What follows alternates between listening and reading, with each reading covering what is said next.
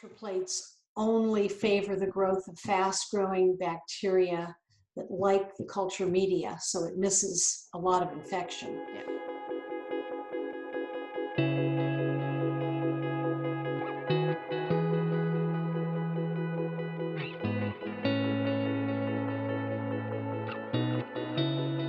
So today we're talking with Ruth Kriz, a chronic UTI and IC specialist, and we're really happy to have you on board, Ruth. We received hundreds of questions from our audience for you, so I'm hoping you can shed some light on some of these topics. But maybe first you can just tell us a little bit more about your background and your work in this field.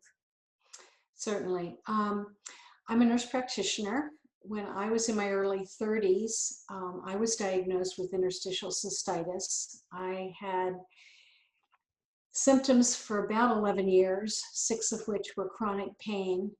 And basically, I was told to go learn to live with it, and that interstitial cystitis was chronic, degenerative, and incurable. And that set me on a path for the past 40 years of trying to sort out the root causes and how to treat it. And I think I've come up with some answers that can maybe help some of your audience. Great, we're looking forward to hearing them. Okay, so first, maybe you can tell us a little bit more about interstitial cystitis. So what is IC and how do you think it differs from chronic UTI? That's a very important question because I think that there's a lot of confusion concerning the terminology. When people get urinary tract infections, they have pain, burning, frequency, urgency, and they go to their practitioner. A dipstick is done looking for leukocytes and nitrates, and those can be highly inaccurate. And then based on that, they are often given an antibiotic, and sometimes a culture is sent and sometimes a culture is not. The problem we have here diagnostically is that if the culture is positive, and by the way, culture plates only favor the growth of fast-growing bacteria that like the culture media, so it misses a lot of infection. Yeah. Then they're given an antibiotic. And if it doesn't grow anything, they're told it's culture negative and they don't need an antibiotic and they don't have an infection, even if they're still symptomatic. When cultures come back repeatedly that are negative, oftentimes the IC diagnosis is given at that point. A more thorough diagnosis would involve looking at the bladder through a cystoscope, and somehow there's this magic point in time when if the urologist with the naked eye using the cystoscope can now see damage to the bladder wall, then the IC label is applied. Right. Otherwise, there are a lot of other labels that are given, such as urethritis, trigonitis. I've heard pre-IC. There's a lot of terminology that's being thrown out there, and yet I think all of this is really on a continuum. The bladder wall damage from infection can take place years before the bladder wall is sufficiently damaged that the IC label is now applied.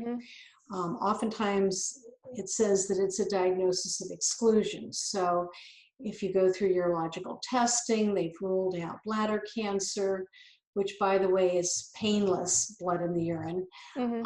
They've ruled out some other conditions with bladder stones and oxalate crystals and some other things that can give people urinary symptoms. If they've ruled those things out and excluded them, they therefore say, well, since we can't find that it's any of these things, we will now call it IC, and people now have that label. So basically they just figured out what it's not, but they're not sure what it is. Exactly. And it still doesn't tell you what the cause is. I mean, I believe things have causes. Yeah, that makes sense. Okay. Are there more accurate tests that you feel can help clear up the uncertainty around these different levels of diagnosis? Well, I am delighted to tell you that now we do have those other tests. Years ago, when I was first diagnosed, all we had was a standard urine culture. I worked with Dr. Paul Fugazato, a PhD microbiologist, who was in the 1980s and 90s using a broth culturing technique. That is somewhat better than standard culture plates, but it has its own set of biases. Once again, we have a culture media that some bacteria like and others do not. He was culturing for a week, which will help to find the slow growing bacteria. But once again, there are some bacteria that are not hydrophilic, water loving, that can still be found in the urine. And those might grow differently on another culture media. So about 8 years ago, I started using Microgen DX, which is a company using DNA testing. There are several other companies also out there doing DNA testing, and one of two techniques are used most popularly. The first is PCR, polymer chain reaction. PCR can be done on a limited number of organisms, but it requires a special primer for each one. It's highly accurate, it has a fast turnaround, but it is limited by how many organisms you can test for at one time. The other technique is called next generation sequencing, and that one has not quite as high an accuracy. It takes much longer to do, but Microgen DX that does PCR for the most common pathogens reported as level 1 uses next generation sequencing for level 2, which will look for over 50,000 different bacteria and fungi.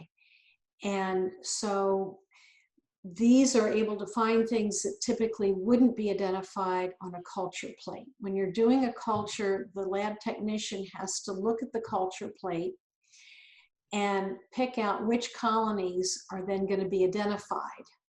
And so if you have a slower growing one, you might have fewer on the culture plate, and that one will be assumed to not being a contributor to your symptoms. Right. And so the ones that are most frequently picked out are the fast growing ones, which typically is E. coli, and the slower growing ones get missed. Have you had a lot of IC patients that have used this different type of testing and have had positive results after negative cultures? Oh, hundreds of them. There are several reasons why a culture might be negative. One of the reasons is that it doesn't pick up the slower growing bacteria, or that bacteria doesn't like that culture medium. But another huge reason is that bacteria can live in different forms. Most bacteria have a cell wall. However, when they're exposed to certain antibiotics, it drives them into a cell wall deficient form, or an L form. And those cell wall deficient forms won't grow on a standard urine culture plate, but absolutely are detected by DNA testing.